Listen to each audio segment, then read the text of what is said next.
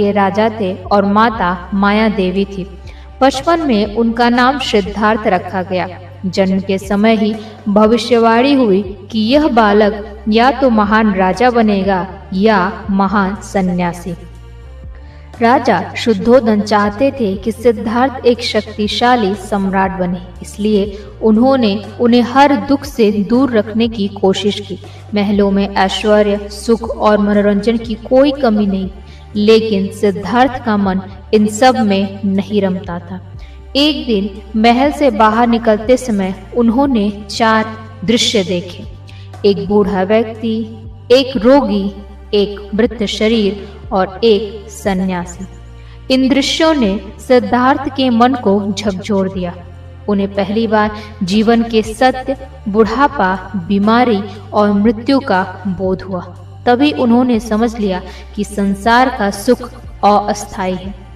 29 वर्ष की आयु में पत्नी यशोधरा और पुत्र राहुल को छोड़कर उन्होंने महल त्याग दिया। इसे महाभिनिष्क्रमण कहा जाता है। वे सत्य की खोज में वन वन भटकने लगे।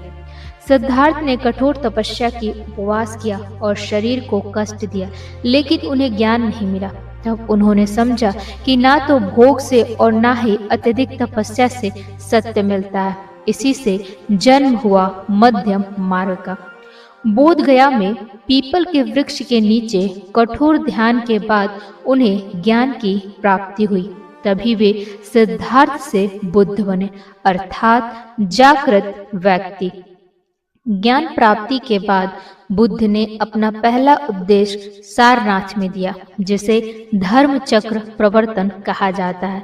उन्होंने बताया कि 4 आर्य सत्य, अष्टांगिक मार्ग और अहिंसा, करुणा और मैत्री। बुद्ध ने कहा, अप दीपो भवा, अर्थात अपना प्रकाश स्वयं जानो। उन्होंने जाति, वर्ग और भेदभाव से ऊपर उठकर मानवता को एक सूत्र में बांधा। उनका संदेश था, दुख का कारण तृष्णा है और मुक्ति का मार्ग संयम और करुणा है। 80 वर्ष की आयु में कुशीनगर में उन्होंने महापरिनिर्वाण प्राप्त किया। जाते जाते उन्होंने कहा, सब कुछ क्षणभंगुर है, अप्रमाद से अपने लक्ष्य की ओर बढ़ो।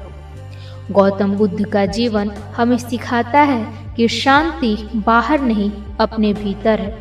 उनका मार्ग आज भी संसार को अहिंसा, धैर्य और प्रेम का संदेश देता है।